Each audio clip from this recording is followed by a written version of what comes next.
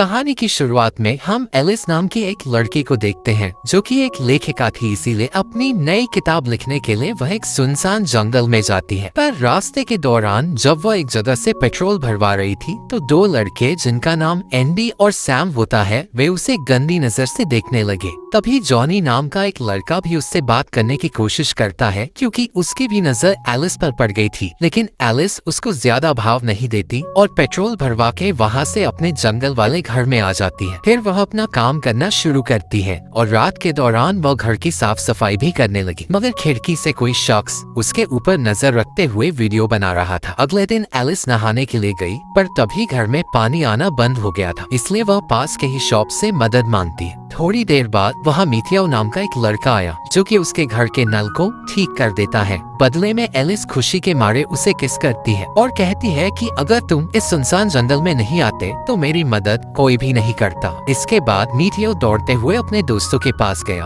और बताता है कि आज पहली बार किसी ने मुझे किस किया है। तभी सैम सारे लोगों को एक वीडियो दिखाता है जिसमें कि वह खिड़की से एलिस के ऊपर नजर रख रहा था। उसकी वीडियो देखकर जॉनी अपने आप से कंट्रोल खोने लगता है। उसे तो बस किसी भी हाल में एलिस के साथ मजे करने थे, इसलिए रात होते ही वह सारे दोस्त एलिस के घर चले आते हैं और जॉनी जबरदस्ती एलिस को ड्रिंक करने के लिए कहता है। एलिस कहती है कि मैं ड्रिंक नहीं करती, पर सभी दोस्त उसे जबरदस्ती ड्रिंक करवाते हैं। ये सब मिथियो भी देख रहा था और उसे अच्छा नहीं लगता कि मेरे दोस्त एक लड़की के साथ ऐसा कर रहे हैं। तभी एलिस चालाकी से एक स्प्रे की बोतल निकालती है और उसे सारे लड़कों के चेहरों में डालकर वहाँ से भागने की कोशिश करती है। रास्ते में उसे एक पुलिस वाला मिला और एलिस मदद मांगती है कि मेरे घर में 4 लड़के घुस आए हैं जो मेरे साथ जबरदस्ती करने की कोशिश कर रहे थे। तो वह पुलिस वाला बताता है कि तुम्हें घबराने की जरूरत नहीं है, मैं उन लड़कों को सबक सिखा दूंगा। जिसके बाद एलिस और वह पुलिस वाला वापस घर में आते हैं, पर तब वहाँ कोई भी नहीं रहता। पुलिस वाला देखता है कि चारों तरफ शराब की बोतलें पड़ी है, इसीलिए उल्टा वह एलिस को कहता है कि कहीं तुम ही उन लड़कों को मजे करने के लिए घर में तो नहीं लाई, और ये कहते हुए वह एलिस की चेकिंग करने लगा। मगर उसी समय फिर से वह चारों लड़के घर में आ जाते हैं और यहाँ पर हमें पता चलता है कि पुलिस वाला खुद उन लड़कों के साथ मिला हुआ है। जॉनी जो कि एलिस के साथ मजे करना चाहता था वह मैथ्यू को कपड़े उतारने के लिए कहता है, तो मैथ्यू भी उसकी बात मानते हुए अपने सारे कपड़े उतार देता है। फिर जॉनी के कहने पर वह एलिस के साथ इंटीमेट भी होने लगा और मैथ्यू पहली बार किसी लड़की के साथ फिजिकल हुआ था। थोड़ी देर बाद सारे लोग एलिस को अकेला छोड़कर जाने लगते हैं और एलिस भी मदद के लिए जंगल की तरफ दौड़ती है, लेकिन एक बार फिर से सारे लड़के उसे चारों तरफ से घेर लेते हैं और इस बार पुलिस वाला मजे लेने चाहता था। वह एलिस के साथ बड़ी ही गंदी तरह से इंटीमेट होता है,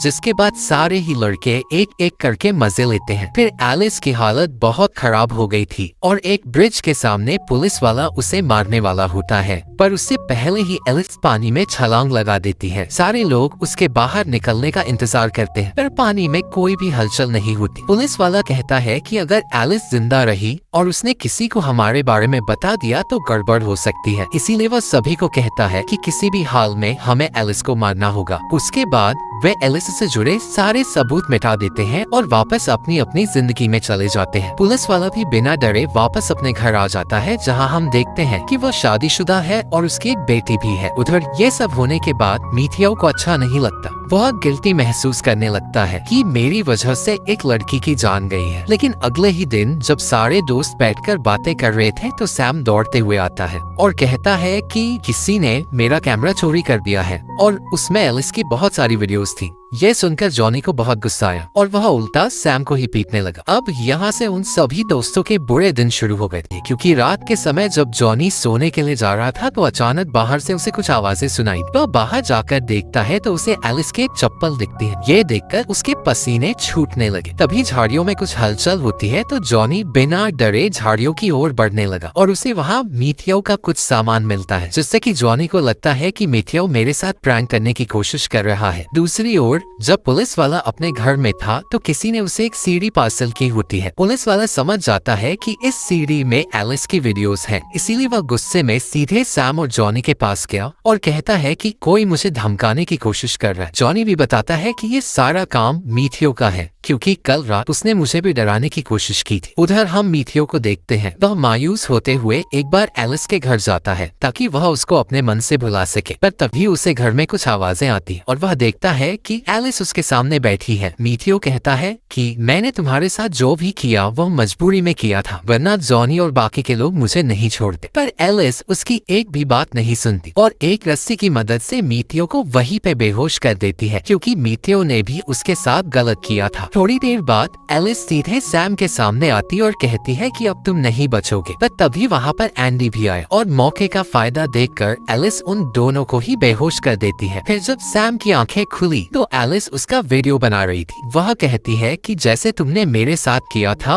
वैसे ही मैं तुम्हारे साथ करना चाहती हूँ। जिसके बाद वह एक नौकली चीज से सैम की आंखें फोड़ देती है और उसे ऐसे ही मरने की हालत में छोड़कर सीधे घर के अंदर चली जाती है, जहाँ उसने एंडी को एक पानी के टब में बांधा हुआ था। एंडी बस एक लकड़ी के सहारे एक जगह अटका हुआ रहता है। तो एलिस उसके पानी में पॉइजन मिलाकर लकड़ी को काट देती है, जिससे कि थोड़ी ही देर में एंडी अपने वजन को बैलेंस नहीं कर पाता और वह सीधे जाकर पॉइजन वाले पानी में गिर जाता है, जिससे कि उसके वहीं पे मौत हो जाती है। घर के बाहर एंडी भी खुद को बचा नहीं पाता और तड़प तड़प के उसकी भी वही मौत हो गई। अब एलिस उन सभी को मार रही थी जिसने उसके साथ गलत किया था। अब बस जॉनी और पुलिस वाला ही बाहर आजाद घूम रहे थे और तभी एलिस एक शॉप के बाहर आई जहां उसे जॉनी मिल सकता था। जैसे ही जॉनी उसके सामने आता है एलिस उसे भी बेहोश कर देती है। फिर जब जॉनी की आंखें खुली तो एलिस उसे टॉर्चर कर रही थी। उसने जॉनी के शरीर के पार्ट्स काट दिए थे और ऐसे ही एक एक करके वो जॉनी को बुरी तरह तड़पाने लगी। आखिर में जॉनी दर्द को सहन नहीं कर पाता, जिसके चलते उसकी भी वहीं पे मौत हो जाती है। अब आखिरी नंबर पुलिस वाले का होता है। वह जब अपनी ड्यूटी करके वापस घर आ रहा था तो उसे अपनी वाइफ का कॉल आता है, जो बताती है कि आज हमारे घर में हमारी बेटी की टीचर आई है। जिसे सुनकर पुलिस वाले को कुछ ठीक नहीं लगा,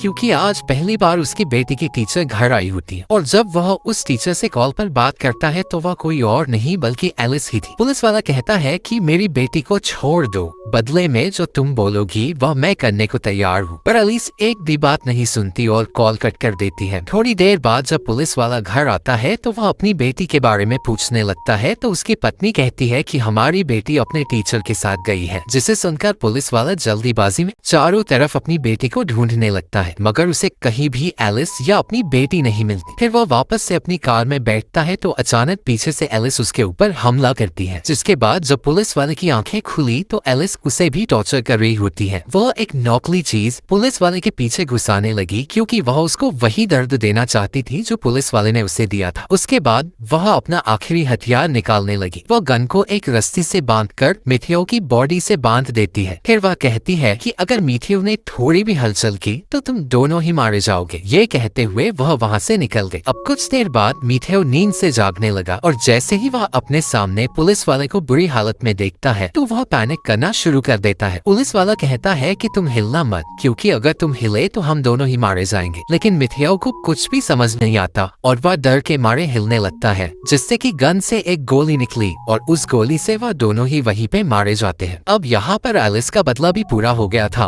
और इसी के साथ हमारी ये मूवी खत्म होती है। अगर मूवी अच्छी लगी हो तो वीडियो को लाइक करके चैनल को सब्सक्राइब कर देना। मिलते हैं फिर किसी और वीडियो।